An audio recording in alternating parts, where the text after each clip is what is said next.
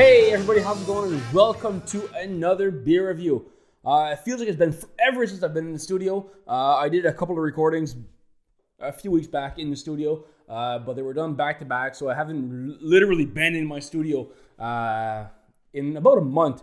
On top of that, I did some out of studio recordings over at Bootlegger, which was very, very fun.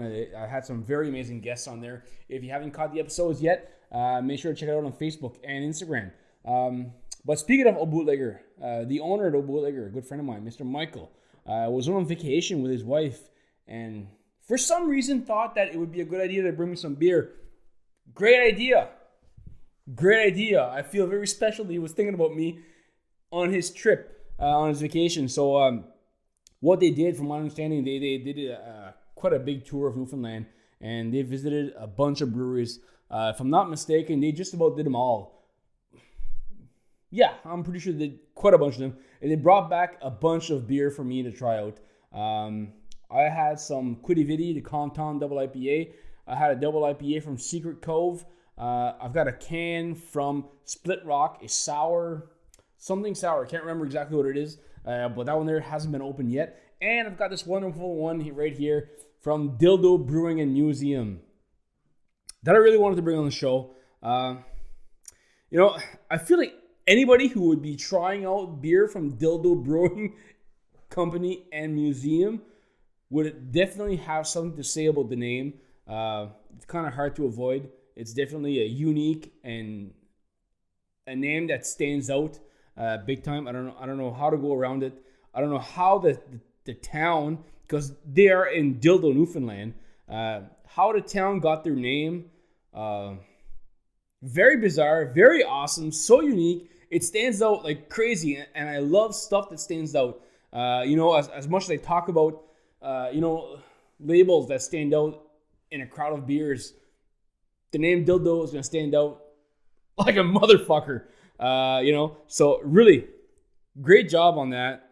Great job on the city to be, unique, and I'm uneducated enough to know why the city is called Dildo. I'm sure it's not because of whatever the name is used for. It's just happens to be Dildo. I'm sure that city was that place was existent way long before. I'm not even going to mention it. This conversation is going somewhere where I don't want it to go. And I knew bringing this beer on the show would have me cracking up. So anyway, okay. Back to the seriousness of all things. I can't wait to try this beer. It's great. On top of it being a name that stands out, definitely the label is very nice too. It's a peel-off sticker, which I absolutely adore. And I'm going to go right ahead and I'm noticing this right now. It's a peel-off sticker. Well, peel-off. It's peel-off for me. I'm pretty sure it's not designed to be peel-off. But on a black can, which you don't see that very often, which is very, very cool. But this sticker here is definitely going up on the door to the studio.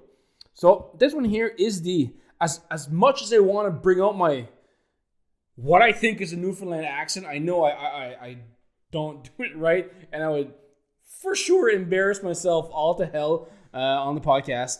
As much as I want to say this in my best impression of a Newfoundland accent, it's a great accent. I absolutely love it. I could listen to it all the time.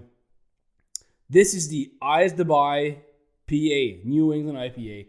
And like I said, as much as I want to just finish off this rest of the review with what I think is a good impression of the Newfoundland accent, I will spare myself the embarrassment and just continue on with my French accent within my English that comes out, I guess. So this is New England IPA from Dildo Brewing. I want to review it very fairly, which I've never had anything from Dildo Brewing, but this can of beer was in a car for about 14 days, So definitely a fair judgment will not be happening today. I'm just happy to have it. I'm happy to have a beer from Newfoundland. It's something I never had before. So I'm just enjoying it with you guys today. So I'm really happy about it. And, who knows? It might have held up very well in the entire car ride. So let's find out. I'm super excited about it.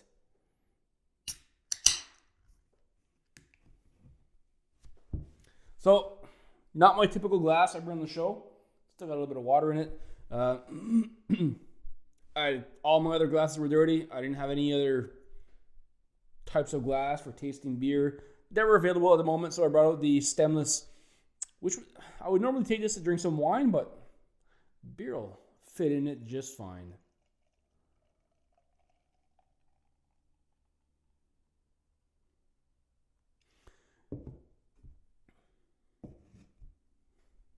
Got a nice dark color to it. Again, this has been in the car for 14 days. Not exactly sure how it affected the beer, but we'll review it as it is today.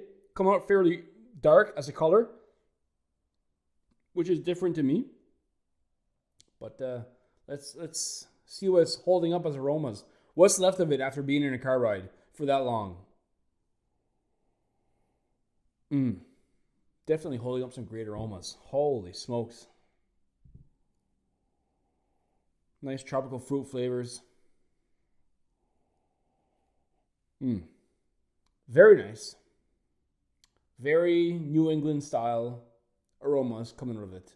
Very nice. So let's see what it holds up in taste.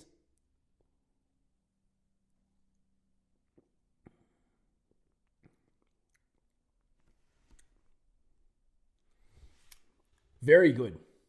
It's tropical, citrusy. It's got a nice bitter back end to it, which is sometimes kind of forgotten with the New England IPAs.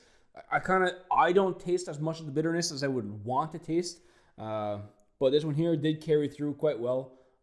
Very good. It survived, as far as I'm concerned, this beer here survived the car ride. It survived the ferry.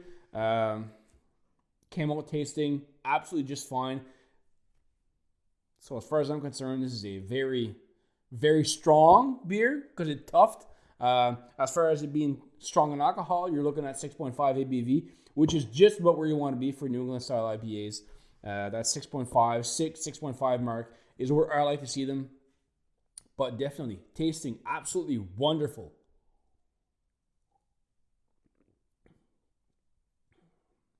This was great.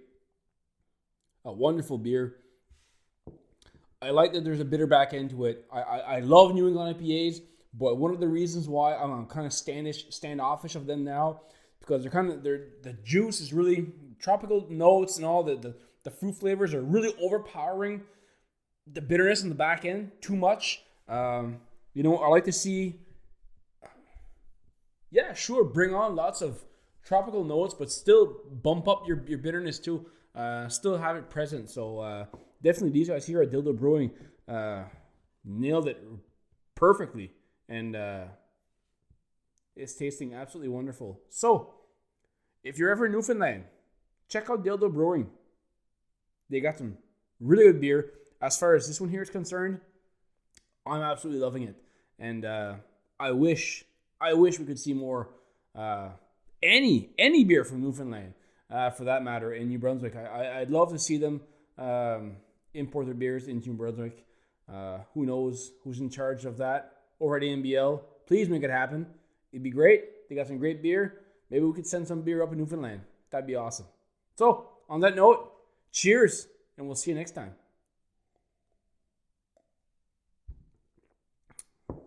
Absolutely wonderful.